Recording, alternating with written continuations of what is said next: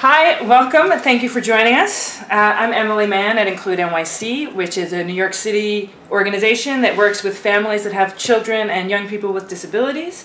This is one of a series of live stream presentations that are usually on the third Thursday of each month at noon. We made a slight adjustment this month to account for the half day for public elementary school students tomorrow.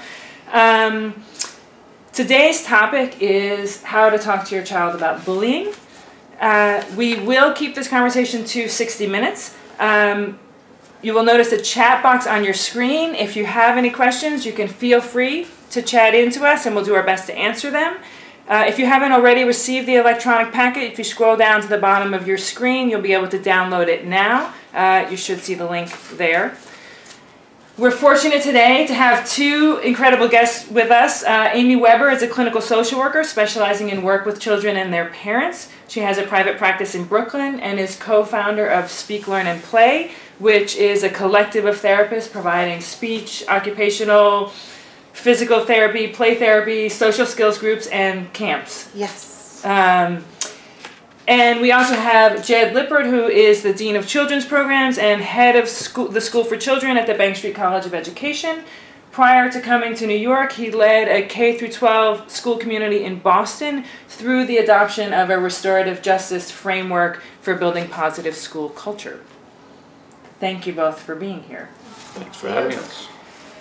Mostly today, Jed is going to help us with thinking about a framework for understanding bullying and bullying interventions, and then Amy is going to help us talk about how we can talk with our children about that. And I think both of them will talk with us a little about when and how to involve our schools in these conversations.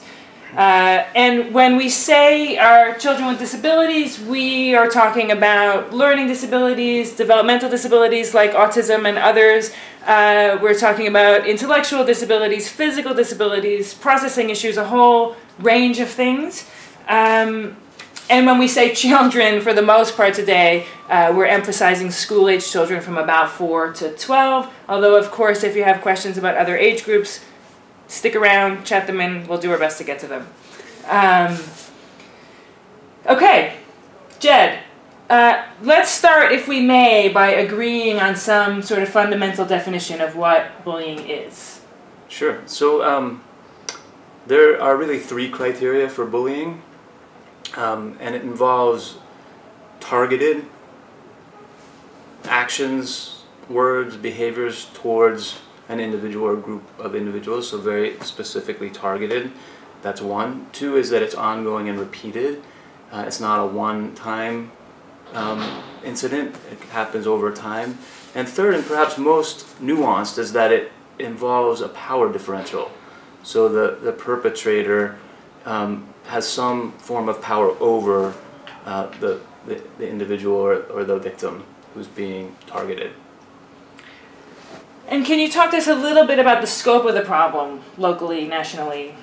Yeah, so it's hard to really quantify this statistically, but what we know is that over many studies, national studies, it is reported that between a quarter and a third of all children, all school-age children, have experienced bullying, and sadly, only about 1/3 of those incidents actually get reported to adults.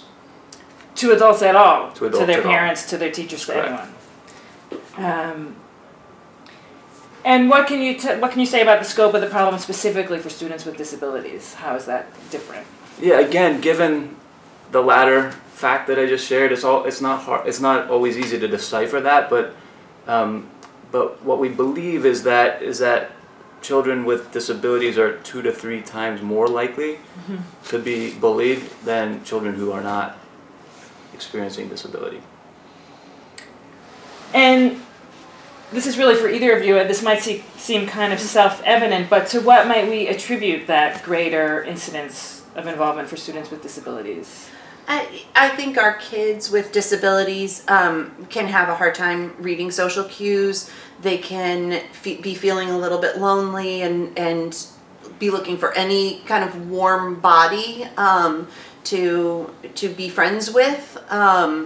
They might be attracted to the drama of a particular group of kids. They might be having a harder time understanding. So, you know, it's not until much later that they think, oh wait, I didn't actually like what that person said to me. But I think all of those things can make them an easier target.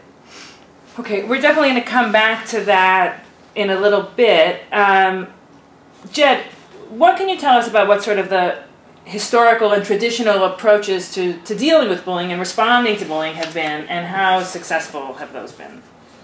Yeah, so I mean, I would say traditionally there kind of have been two responses. One is no response, and so children have been left to their own devices to power through, to suck it up, to ignore, and I would say it's really come into focus in the last 10 to 15 years, where schools have been held accountable by policymakers through legislation that is saying that this is a crisis, we have to take it seriously.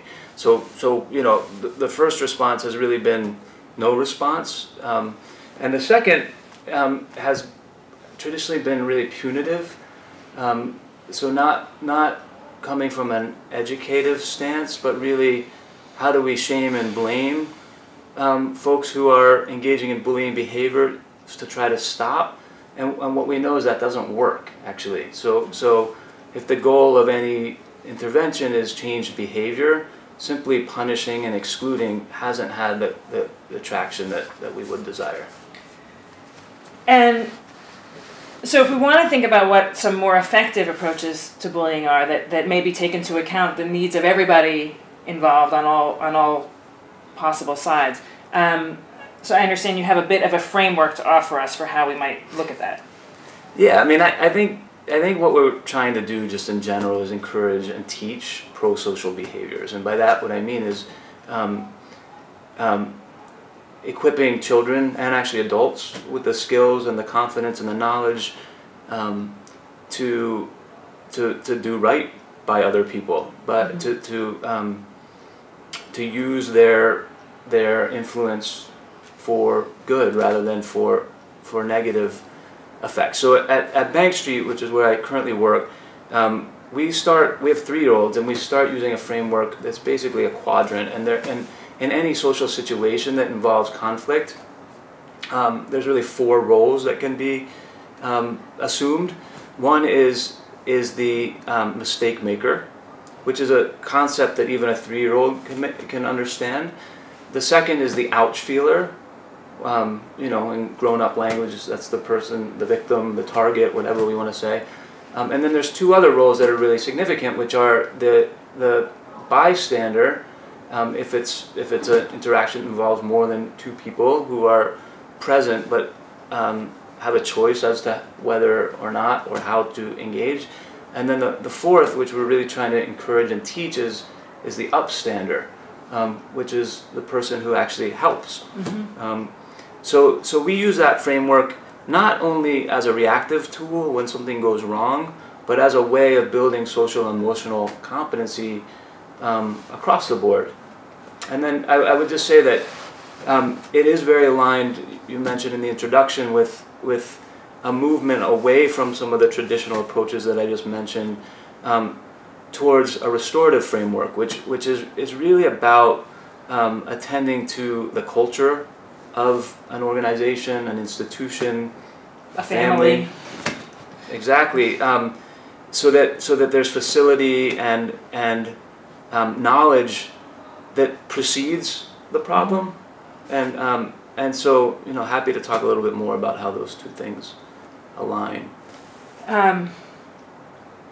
Yeah, it's interesting. I mean, there's aside from the mistake maker and the ouch feeler, if you will, there's also this whole question of how we can begin to coach our kids from bystander to upstander. And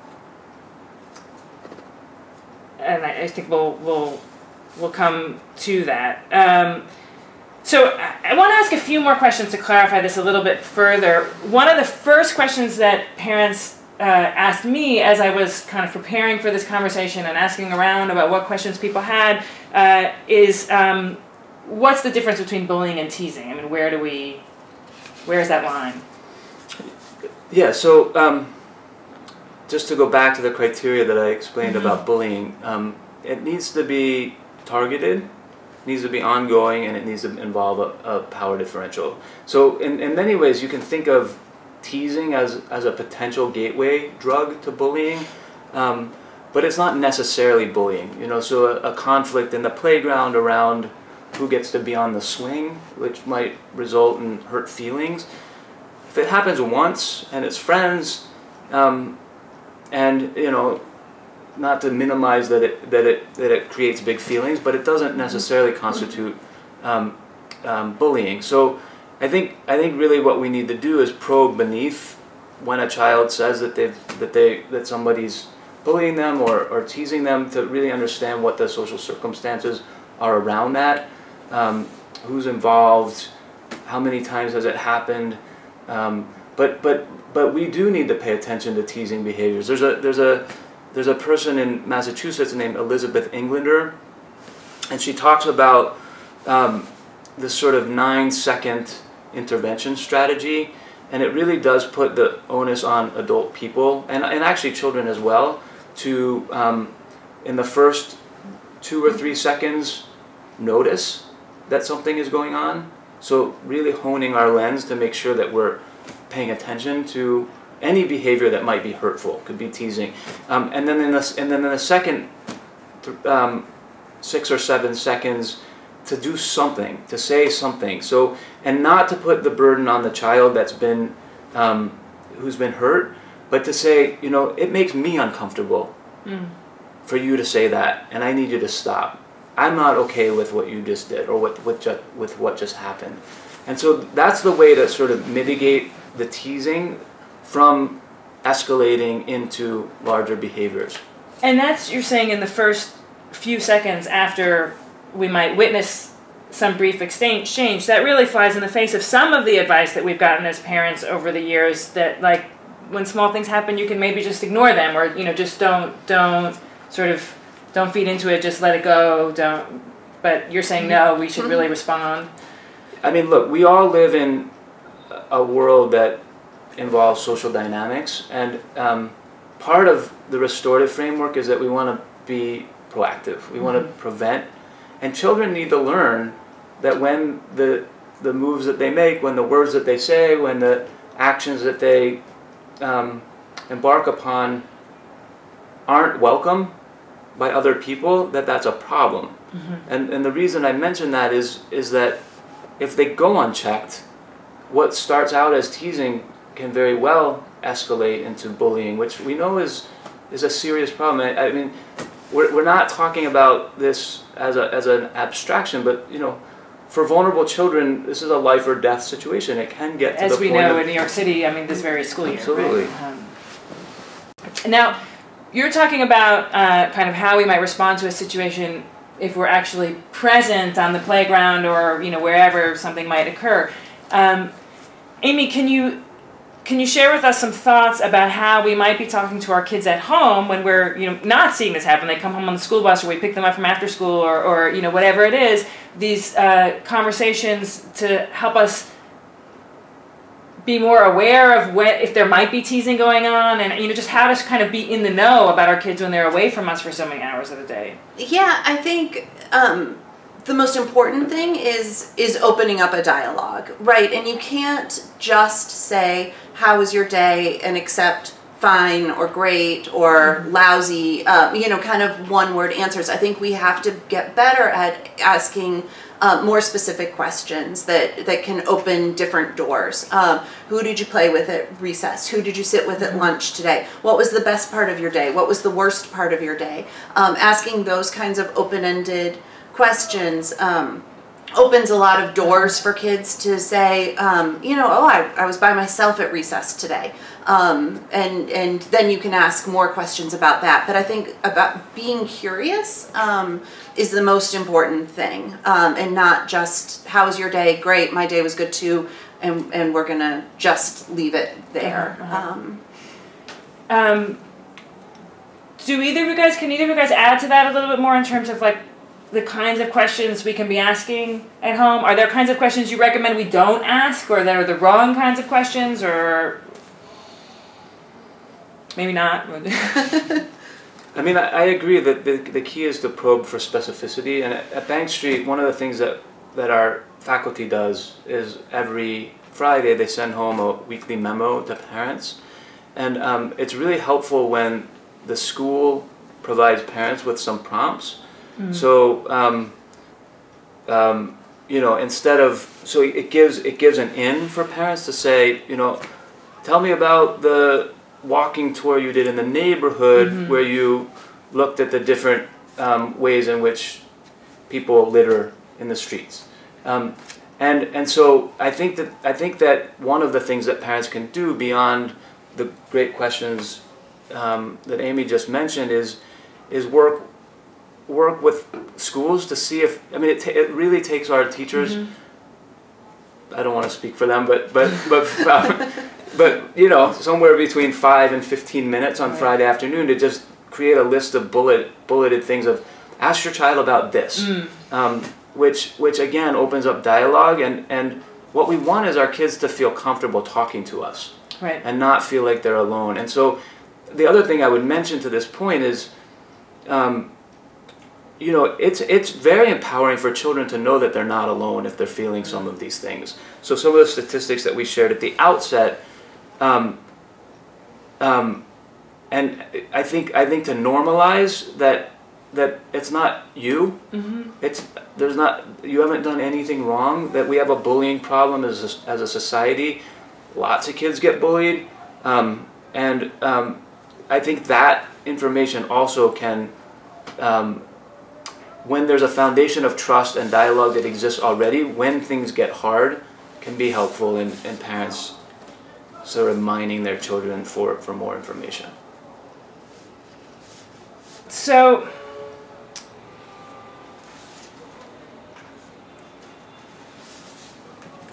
you know, we talked about this a little bit earlier, but before we went live.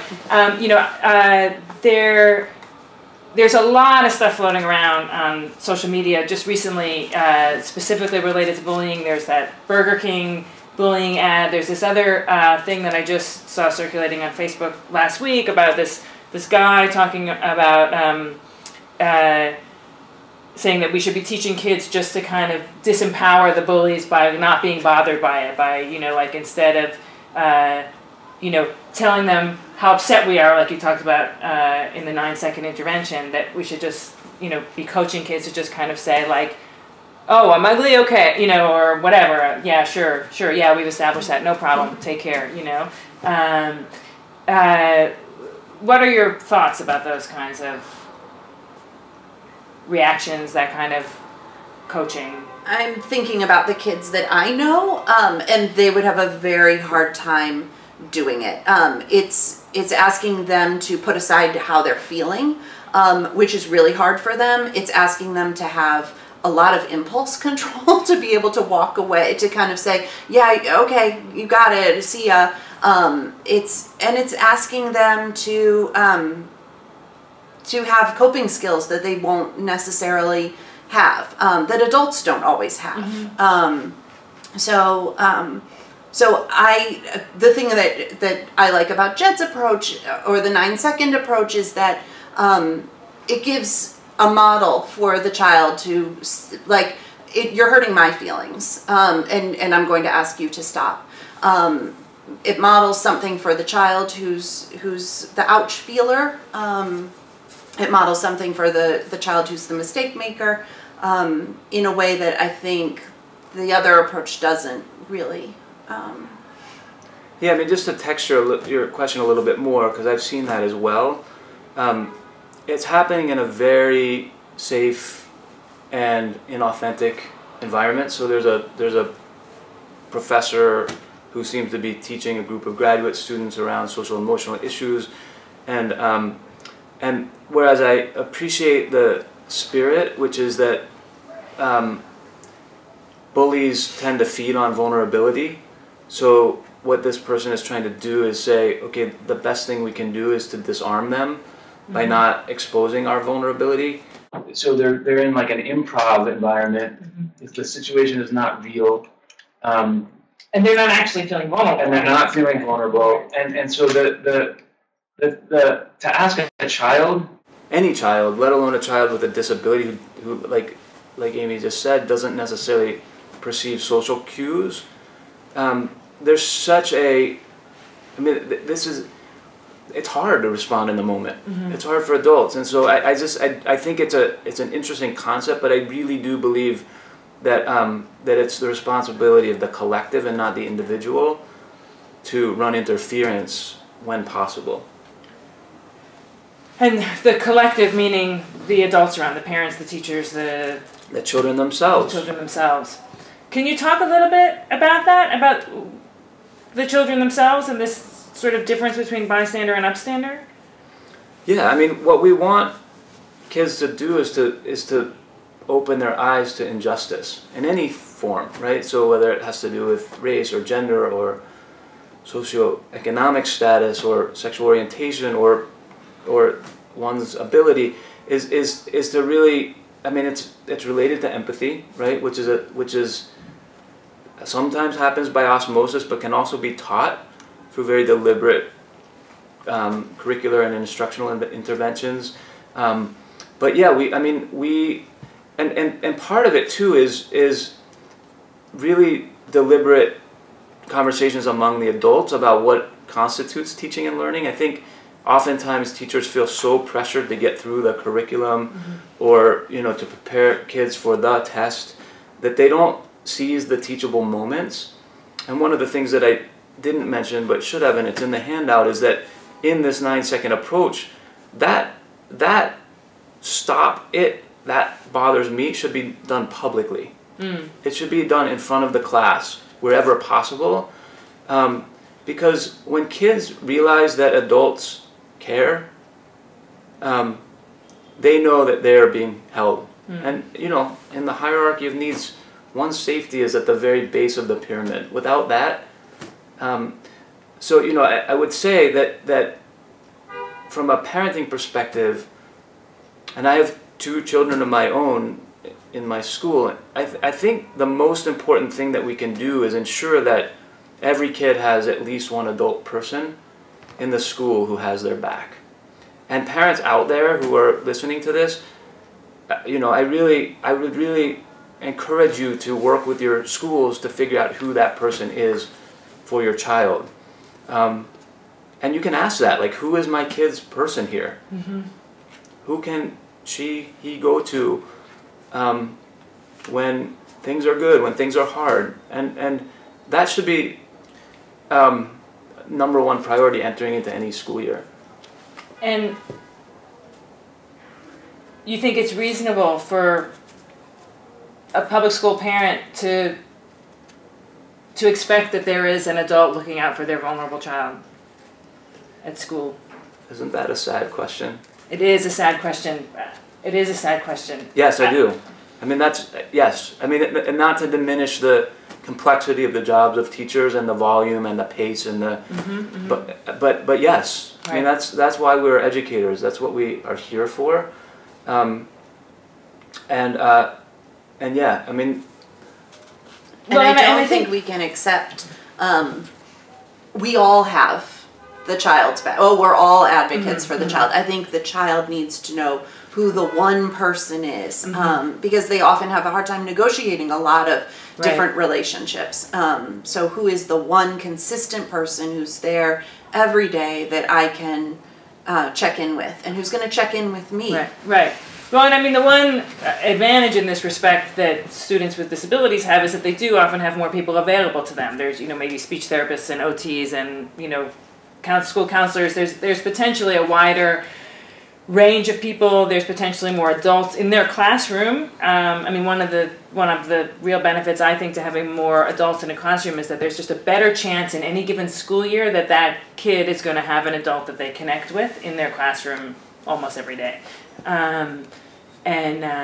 So that's potentially an advantage that students with disabilities have in this regard. You mentioned, Jed, you mentioned the empathy issue, right? And, you know, I want to sort of turn that question back to Amy, and I don't know if there's a good answer about this. I'm not sure how much we can say about this in this setting and the time we have. I mean, you know, I know for myself and like my own kids with disabilities that development of empathy is one of my greatest sources of anxiety, right? Like, how do I help him get more empathic? How do I help him understand another's perspective better? How do I help him, you know, when he's in a situation, when he's involved in a game that maybe is targeting another child, but he's kind of enjoying it, or maybe he doesn't know he's targeting the other child, you know, but he's just enjoying being included in the group. How can I help my kid in that situation? And how do I help with this development of empathy? I think the most important thing is that we have to show empathy to the kid. There's something, and it's not always when they're the mistake maker. Even when they're the mistake, especially when they're the mistake maker, I think. And I think being curious again, what did you like about that game? What, you know, was it the power that you felt? Did you feel important? Was it that everybody wanted to play it too, and that one kid did it? You know, there's something about the game that attracted the child or the activity, or so I think instead of saying you can't do that, knock it out, you know, and kind of flipping into lecture mode, being curious with the kid about what appealed to them about this game. Was it getting in with those other kids? Was it the power of the game? Was it, you know, was it making another kid feel bad? And then finding out, not in the moment, because that can be challenging for our kids with disabilities, but when things have calmed down, how did you feel while you were playing the game? How did the other kids feel? How did that one kid who seemed to feel the ouch, how did they feel? And it might be that the kid didn't notice. Your kid may not have noticed in the moment because they're flying by and they're involved and kind of swept up in the moment.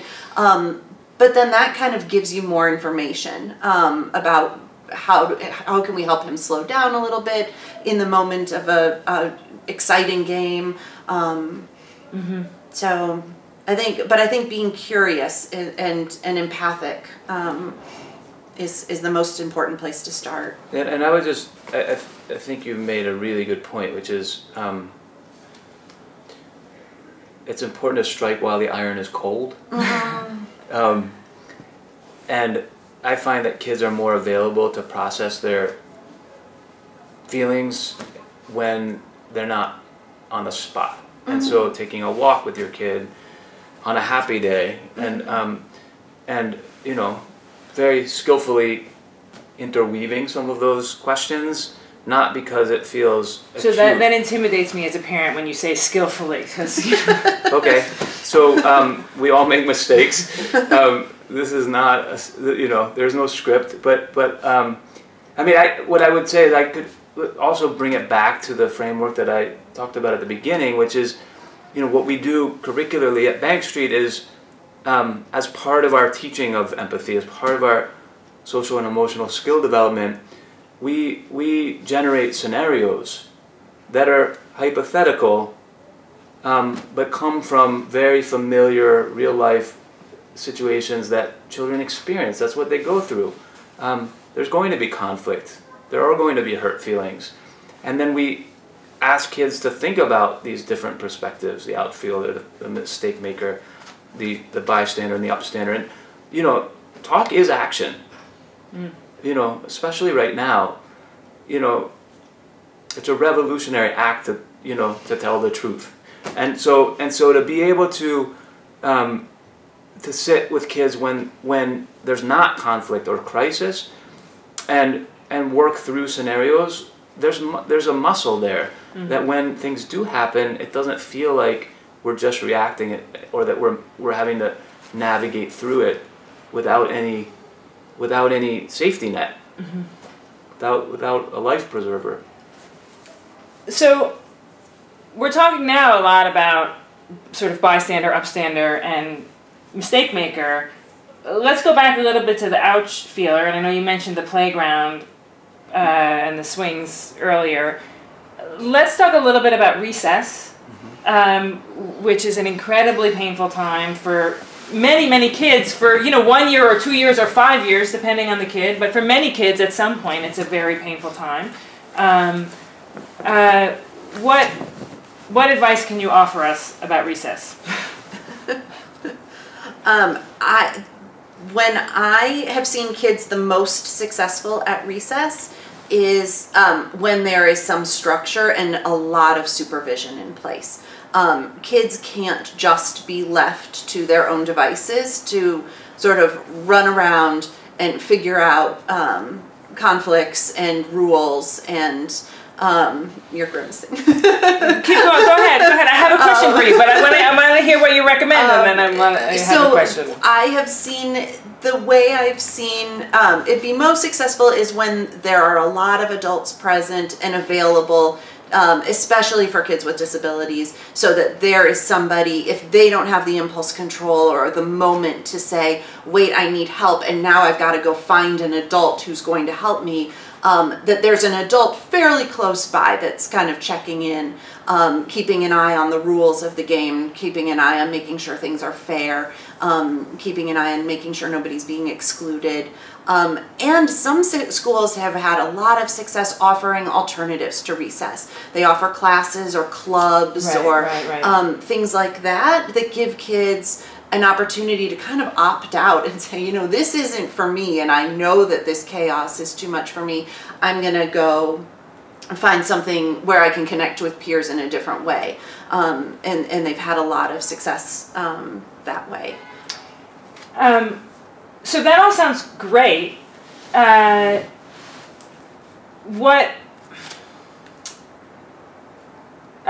It's not always available, or maybe there's people there, but they're chatting with or each other, or they maybe have a different framework for how to deal with these things. It's maybe not the same ideas that you guys have, and maybe not the same ideas that the parent has. And certainly there's a lot that we can do as parents in terms of talking with our kids about their recess experience. I think my child for a while thought recess was absolutely the most important time of day, because it's what we asked about at bedtime every single night for 2 years after we had some recess bullying experiences. There is a lot that we can do along those lines. How can we engage our schools about this if we feel like our child needs more support at recess? And that may or may not be a commentary on how the whole school is handling the recess issue, but if we feel that our child needs more support in some of these less structured times of day, what do you suggest? So let me try to connect the dots a little bit between some of the things that have come up, and it's a little bit different, but I'm going to bring it back. So at my current school, one of the privileges of being in the oldest grade, which for us is 8th grade, is that kids have the opportunity to go off campus for lunch. Say what you want about that as a policy decision, but it is what it is. We have a student in the 8th grade currently who has a seizure disorder. So all of a sudden we're faced with a challenge about a child going off campus during lunch, which is a privilege of being in this grade, and it has forced us into some examination of our practice that, without this we wouldn't have an impetus to do. So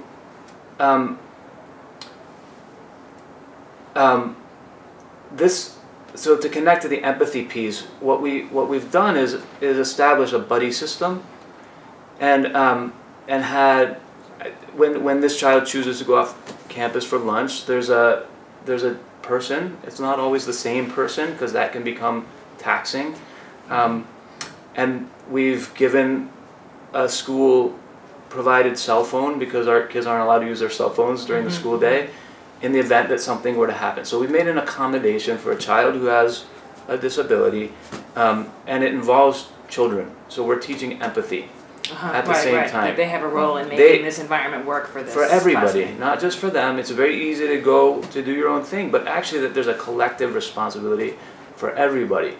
And that's likewise, like recess is a more unstructured time. But depending on the age of the children and sort of the culture of the institution, that's a conversation that we were able to have with some degree of Right. facility because it's aligned with the values of our place. Now, I think what I'm hearing you ask is, what if that's not, if those aren't the conditions? And I think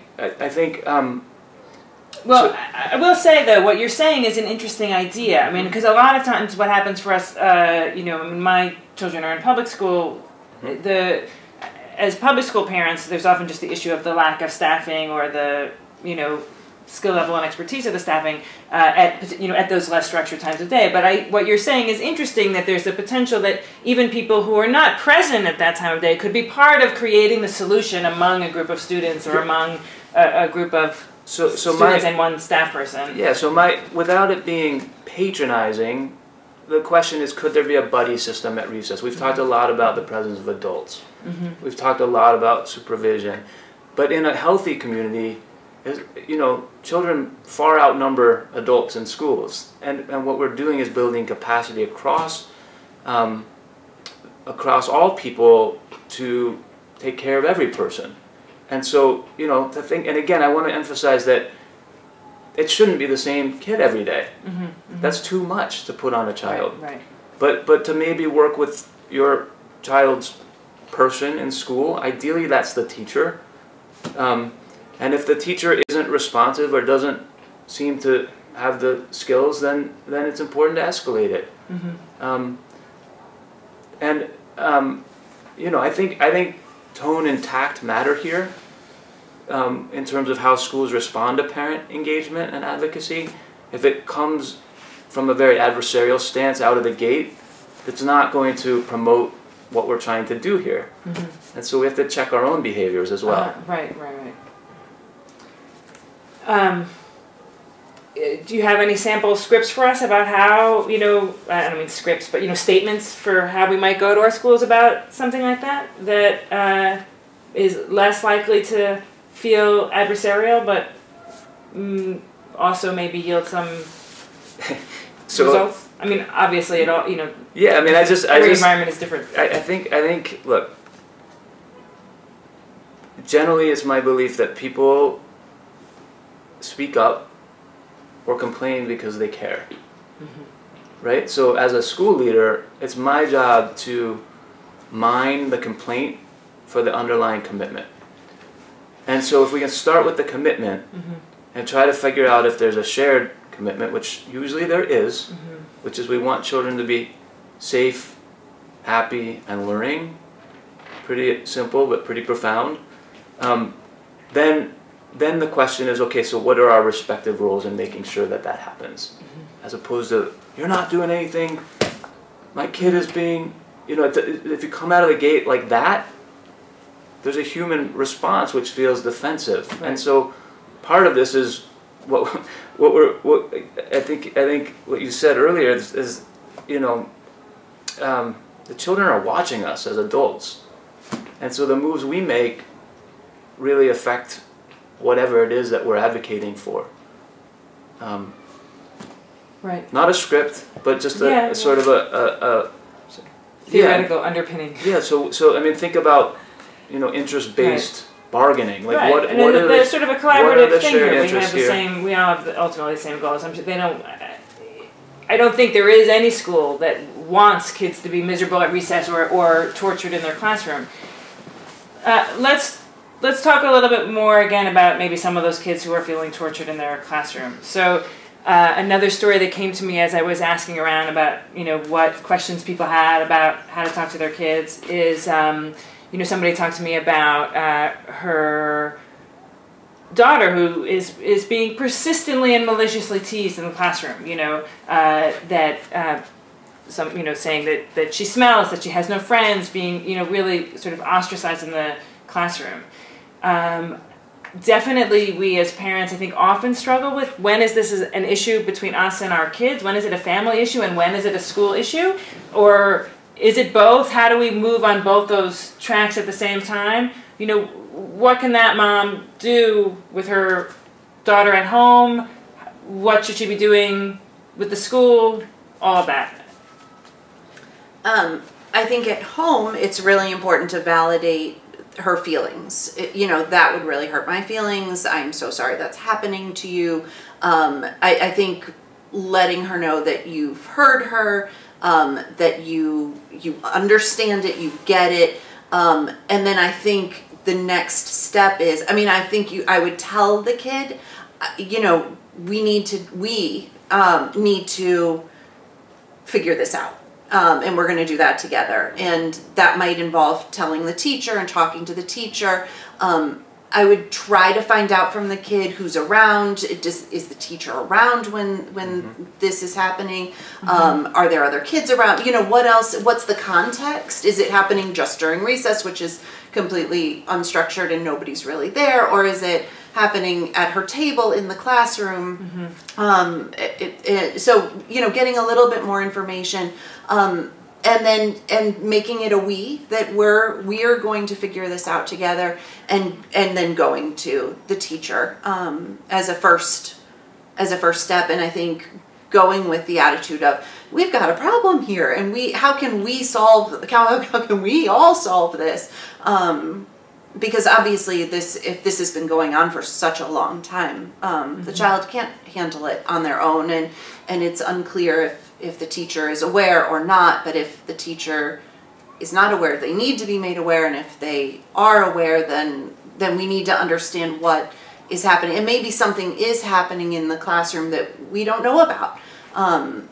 That the teacher is aware of the situation and she's addressing it by X, Y, and Z. But that's all helpful information to know, and to know that it's not working, whatever is happening, whatever steps have been. And I mean, and I have heard this before. I've heard stories informally here and there about people who did that, who have done that, and it doesn't seem to be accomplishing anything. And I sometimes the parent reaction then is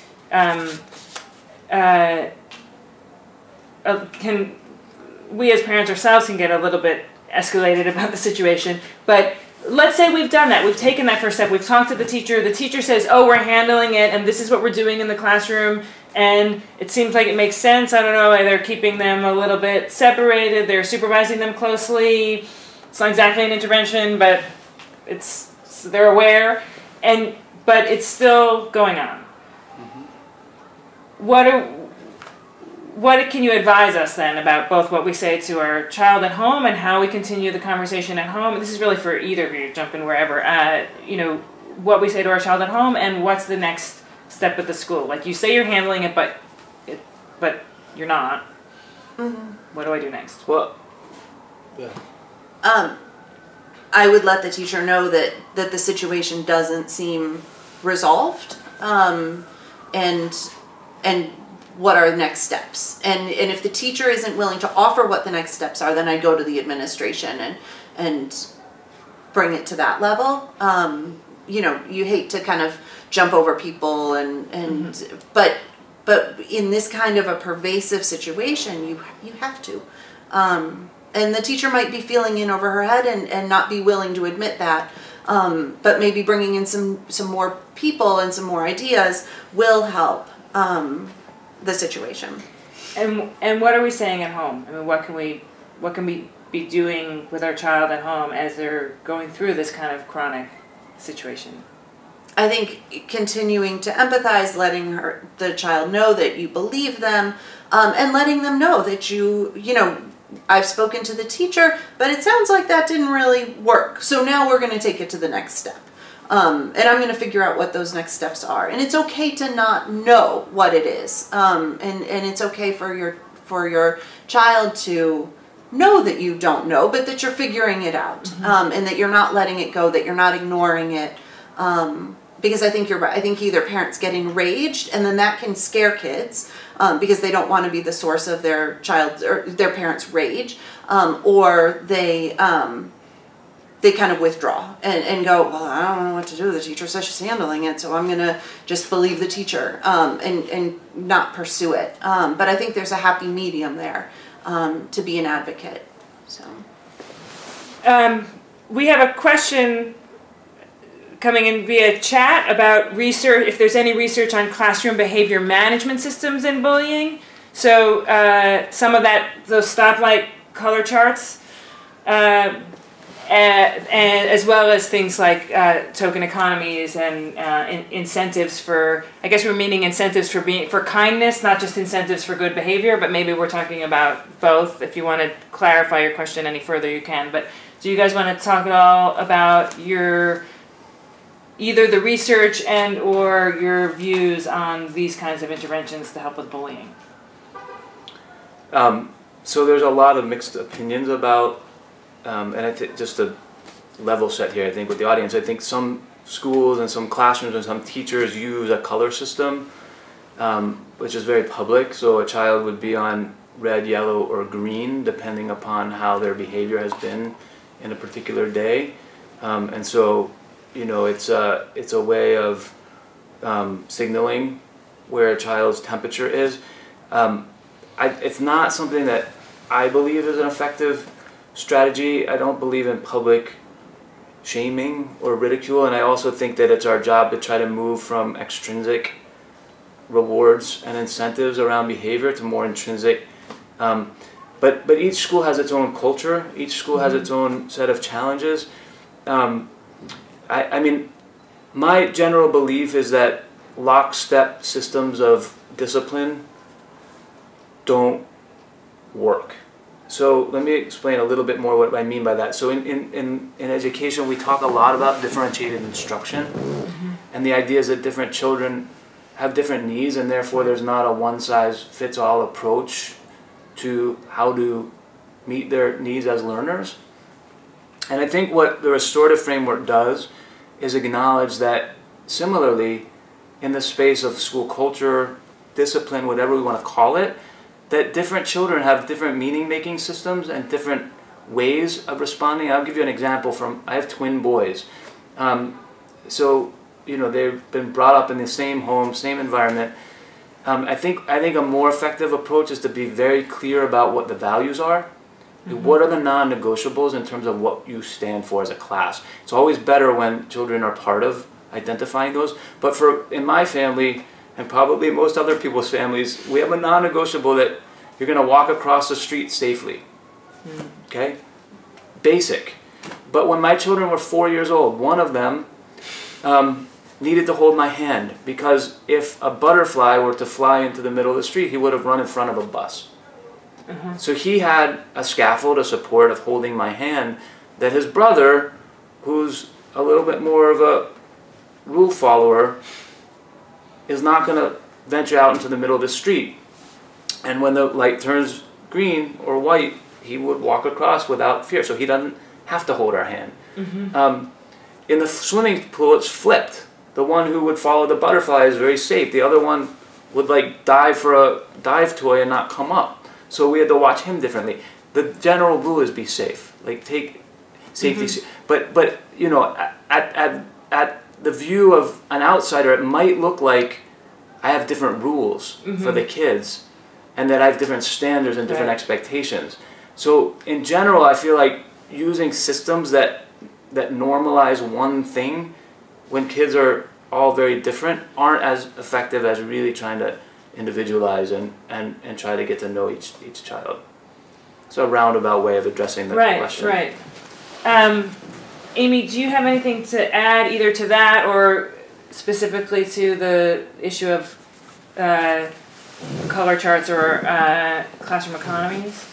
Yeah, I mean, I don't love classroom economies or public behavior plans. I'm not familiar with classrooms using them to promote or discourage bullying or teasing.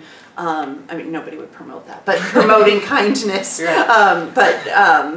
So I hadn't heard that used. I guess I do know some classrooms where if the kids are being particularly kind, then the class gets like a marble in a jar, and then they're all working towards something together, as opposed to it being individualized. So it's more of a community feel instead of, which I think like that's preferable. I think that's yeah, because that encourages it rewards everybody for being a good community member. And I don't want to come off as dismissive of behavior plans or a way of playing back to children how a period of time was, a day was, but what I was objecting to is the public nature of it. Because it feels like it's in the tradition of blame and shame and not skill building and empathy building. Right. But I guess those color charts, yeah, I hear you. Yes. And it also makes somebody else a target. Like, oh, they're the ones who are messing up. That they're the person who's messing us up. They're the reason we can't get to lunch on time. They're the reason we can't earn our pizza party. Let me ask one other question that was sent to me by a parent that's a little bit of a different nature. There's a parent who has a son on the autism spectrum who has been persistently bullied by a classmate, again, over a period of years. But the child, the theoretical ouch feeler, doesn't experience it as bullying and thinks of this child as a friend and seeks out a relationship with this child and isn't bothered, but maybe also is putting himself in a position to be repeatedly mistreated. So this is like, this is obviously really a kind of disability specific question, but what can this family, this school do in a situation like that? I think that more than one person can feel an ouch. So maybe the kid who's being targeted doesn't necessarily feel the ouch, but other people around can feel hurt by that child's actions towards another child.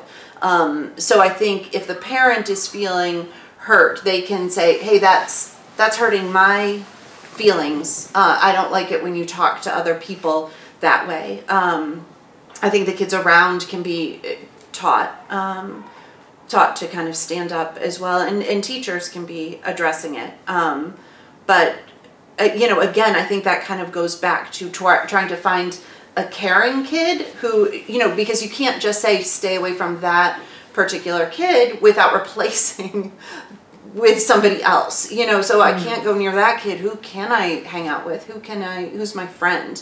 Who would be a better group to hang out with? Finding maybe as the adults, either as parents or as teachers, finding a way to help them find those other alternative friends, peers, who are really going to seek them out and go, hey, no, come back over, we wanted to play with you, that are going to be actively trying to pull them in, as opposed to, well, he didn't want to play with us, so we're gonna just let him go.